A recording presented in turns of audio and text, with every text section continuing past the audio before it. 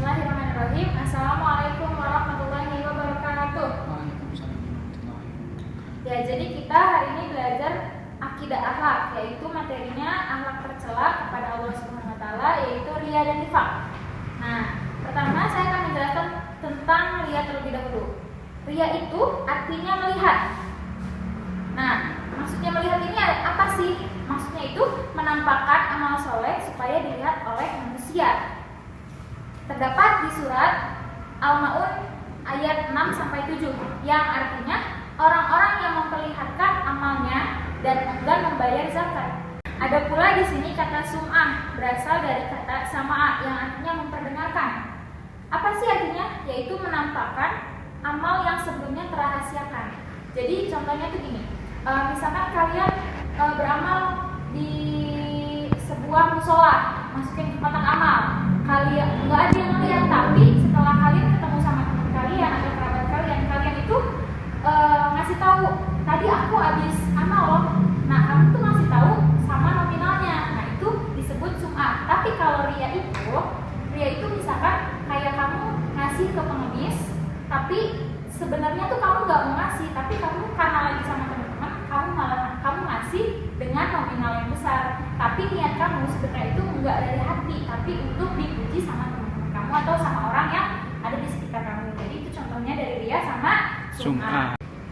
Allah Subhanahu wa taala sudah melarang kita untuk merusak amal pahala kita dengan apa? Dengan cara menyebut atau menyakiti hati orang yang menerimanya. Berapapun besar amal yang kita lakukan kepada orang tersebut itu akan sia-sia. Karena apa? Karena orang yang berbuat riya tidak akan mendapat manfaat di dunia dari usaha-usaha mereka dan tidak pula mendapatkan pahala di akhirat. Nah, di sini ada contoh perbuatan riya. Apa sih contohnya? Contohnya kayak tadi yang riya sama sum'ah. Tapi di sini juga ada contoh perbuatan riya, yaitu orang yang membaca Al-Quran disuarakan dengan keras dengan tujuan agar apa? Agar orang lain yang mendengar suaranya itu memuji suaranya dan memuji bacaannya. Padahal niat dia itu bukan karena Allah, tapi karena untuk dipuji. Terus ada juga contohnya seorang yang membantu fakir miskin dan mengundang orang untuk menyaksikan dari perbuatannya tersebut. Jadi kayak gitu tuh nggak boleh ya. Nah, ada yang tahu nggak sih ciri-ciri orang yang berbuat riya? Di sini ada 4 ciri-cirinya, yaitu malas berbuat baik apabila tidak ada orang atau tidak disaksikan oleh orang banyak. Yang kedua, rajin berbuat baik apabila ada orang lain yang menyaksikannya. Jadi kalau misalkan nggak ada yang menyaksikan, dia nggak rajin. Ada juga tidak mau menerima kritik dari orang lain atas perbuatannya. Dan yang terakhir, senantiasa menanyakan pendapat kepada orang tentang apa yang mereka lakukan. Nah, apa sih dampak buruk dari perbuatan riya? Yang pertama, itu menghapus pahala amal baik kita. Jadi apa yang sudah kita lakukan itu semuanya sia-sia kalau misalkan kita melakukannya dengan riya. Ada juga karena perbuatan riya itu termasuk perbuatan syirik sehingga mengakibatkan dosa besar. Yang terakhir, orang yang berbuat riya sangat dekat dengan kekafiran, sebab orang yang berbuat riya tujuannya untuk diri sendiri dan untuk orang lain, bukan karena Allah Subhanahu wa taala. Nah, gimana sih caranya biar kita terhindar dari perbuatan riya? Yang pertama, kita harus melatih diri kita untuk beramal secara ikhlas apapun yang dilakukan.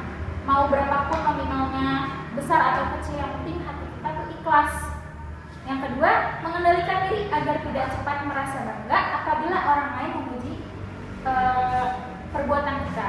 Yang ketiga, menahan diri dan berlapang dada apabila orang lain itu tidak menghargai perbuatan kita. Itu kita nggak apa-apa, sabar aja, lapang dada. Kita nggak usah emosi dan kita harus menahan diri kita. Yang keempat, tidak suka memuji kebaikan orang secara berlebihan, karena sesuatu yang berlebihan itu kan tidak baik.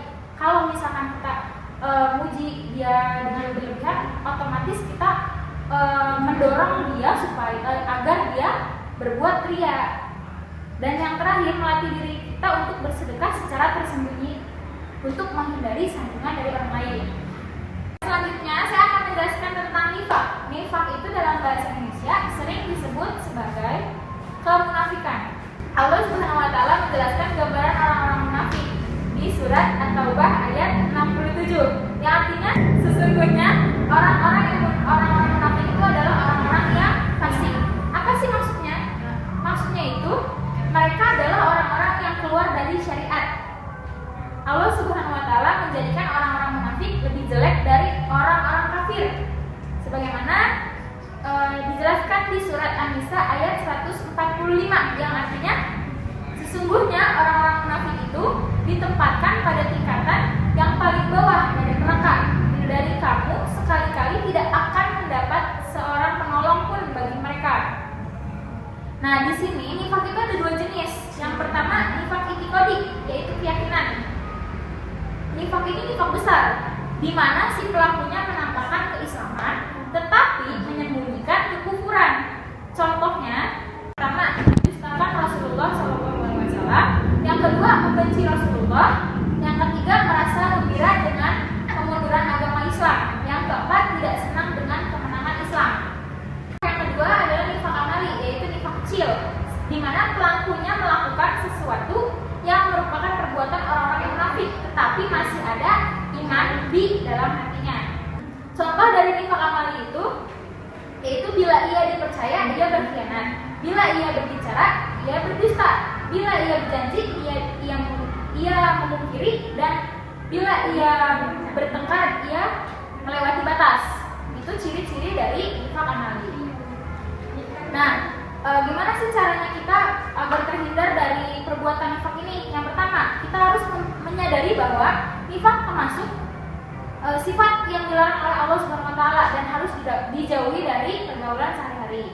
Yang kedua, kita harus menyadari bahwa nifaq akan merugikan diri sendiri dan orang lain sehingga dibenci dalam kehidupan sehari-hari kita. Yang ketiga, nifaq termasuk bertentangan dengan hati nurani manusia. Yang keempat, kejujuran. Kita harus menyadari bahwa kejujuran itu menenteramkan hati dan senantiasa disukai oleh dalam pergaulan kita. Yang terakhir, nifaq mendapatkan balasan di neraka dan bersifat kekal di dalamnya. Sekian dari saya. Apabila ada yang kurang mohon dimaafkan. Wabillahi taufiq wal hidayah. Wassalamualaikum warahmatullahi wabarakatuh. Waalaikumsalam.